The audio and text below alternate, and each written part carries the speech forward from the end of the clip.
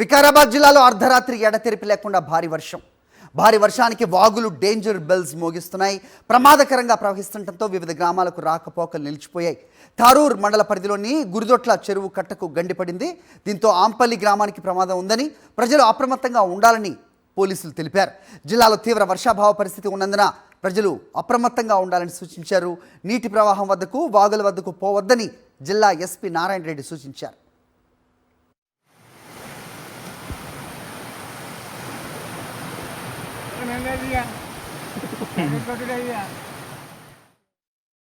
వికారాబాద్ జిల్లాలో గత 4 రోజుల నుంచి వర్షాలు ఎడతెరిపి లేకుండా పడుతున్నాయి.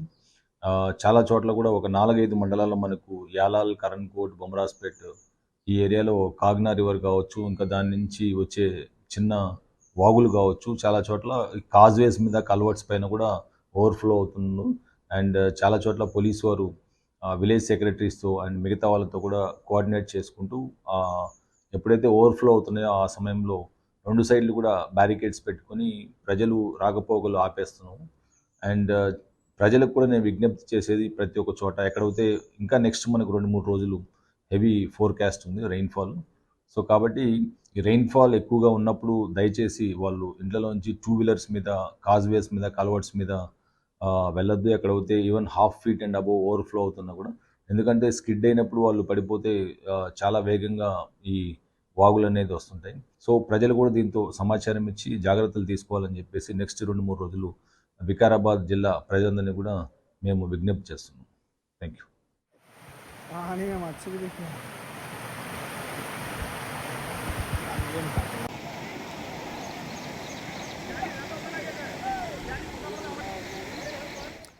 ఇటు నాగర్ కర్నూలు జిల్లా కోడేరు మండలం బావాయిపల్లి గ్రామంలో గత 4 రోజులుగా కురుస్తున్న భారీ వర్షాలకు వాగు ఉధృతంగా ప్రవహిస్తోంది. దీంతో 4 రోజులుగా గ్రామానికి రాకపోకలు పూర్తిగా నిలిచిపోయాయి. గ్రామంలో ఎవరికైనా అనారోగ్య సమస్యలు వచ్చి హాస్పిటల్కి వెళ్లాలంటే తీవ్ర ఇబ్బందులు ఎదురవుతున్నాయని గ్రామస్తులు తెలిపారు. వాగుపై బ్రిడ్జ్ నిర్మాణం జరగకపోవడంతో గత కొన్ని సంవత్సరాలుగా చిన్న వర్షం వచ్చినా ఇదే పరిస్థితి ఉంటుందని గ్రామస్తులు ఆవేదన వ్యక్తం చేస్తున్నారు. ఇప్పటికైనా అధికారులు స్పందించి తమ గ్రామంలో బ్రిడ్జ్ నిర్మాణం చేపట్టి ఎలాంటి ప్రమాదాలు జరగకుండా అరికట్టాలని కోరుతున్నారు.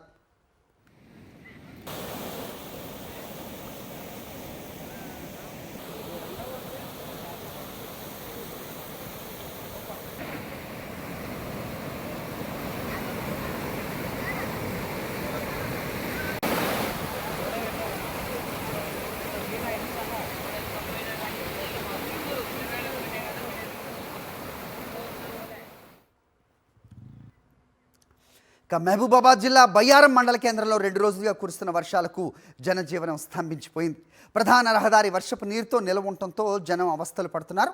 మండల కేంద్రం నుంచి ఏజెన్సీ ప్రాంతాలకు వెళ్లే ప్రధాన రహదారి గుంతలమయమైంది. మోకాళ్లలోతు వర్షపు నీరు నిలిచి ఉండటంతో వాహనదారులు తీవ్ర ఇబ్బందులు పడుతున్నారు. దీంతో ప్రజలు రహదారిపై వరి నాట్లేసి నిరసన తెలియజేశారు. ఎన్నిసార్లు అధికారులకు మొరాయించినా ఫలితం లేదని వాపోతున్నారు.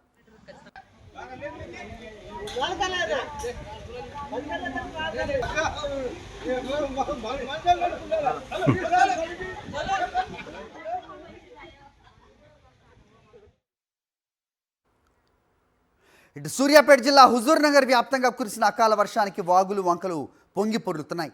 హుజూర్ నగర్ మున్సిపాలిటీ పరిధిలో రోడ్డుపై భారీగా వర్షపు నీరు నిలిచిపోయింది. రోడ్డు మీదకి వరద నీరు చేరడంతో ప్రయాణికులు తీవ్ర ఇబ్బందులు పడ్డారు. కొన్ని చోట్ల వాగులు, డ్రైనేజీలు పొంగి పొర్లుతున్నాయి. చింతలపాలెం మండలం దొండపాడు గ్రామ శివారులో ఎర్రవాగు ప్రమాదకరంగా ప్రవహిస్తోంది. నియోజకవర్గం పరిధిలో కొన్ని చోట్ల విద్యుత్కు అంతరాయం ఏర్పడింది.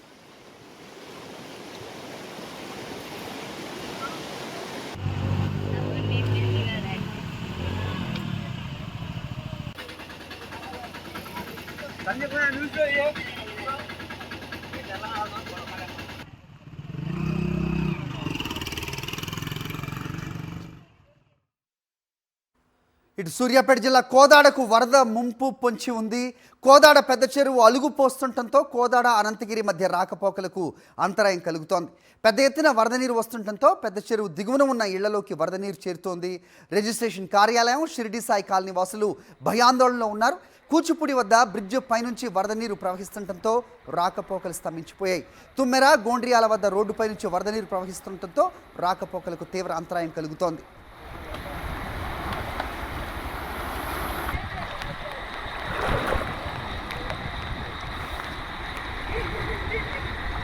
ఇక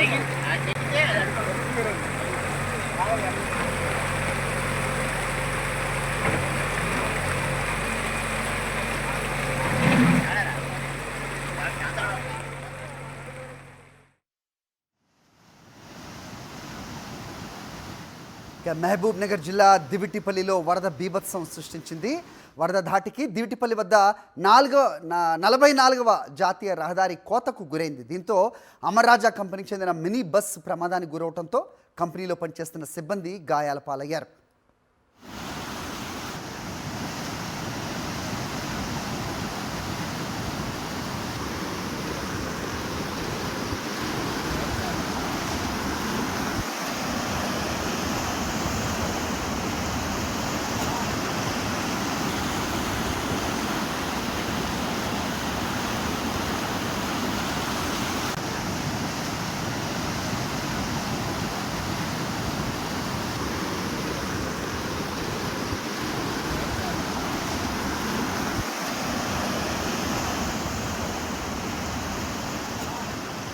ఇది 44వ జాతీయ రహదారి రోడ్డు అడ్డంగా తెగిపోయిన దృశ్యం మనం చూస్తున్నాం. సో అమర్రాజాకి చెందిన మినీ బస్ ఒకటి దాంట్లో చిక్కుపోయింది. ప్రాణ నష్టం అయితే తప్పింది, కానీ దాంట్లో ప్రయాణిస్తున్న ఉద్యోగులు అయితే గాయాల పాలైనట్టుగా తెలుస్తోంది. ఇక మహబూబ్ నగర్ జిల్లా దివిటిపల్లిలోని ఐటీ పార్క్ వద్ద ఉండే ఈ రహదారి అని చెప్పొచ్చు. మరి ఇది జాతీయ రహదారి, 44వ జాతీయ రహదారి. ట్రాఫిక్ కూడా అధికంగా ఉంటుంది. మరి రహదారి ఇలా కట్ అవడంతో మరి వాహనాలు ఏ విధంగా స్తంభించిపోతాయి, ఇక్కడ రాకపోకలు ఏ రకంగా స్పందించిపోతాయి అనేది ఊహించవచ్చు. సో ప్రస్తుతానికి మినీ బస్లోని ఎంప్లాయీస్ అయితే వాళ్ళు గాయాల పాలయ్యారు. ప్రాణ నష్టం అయితే తప్పింది, ఎలాంటి ప్రమాదం లేదు. దివిటిపల్లిలో కోతకు గురైన 44వ జాతీయ రహదారి తాలూకు దృశ్యాలు చూస్తున్నాం మనం.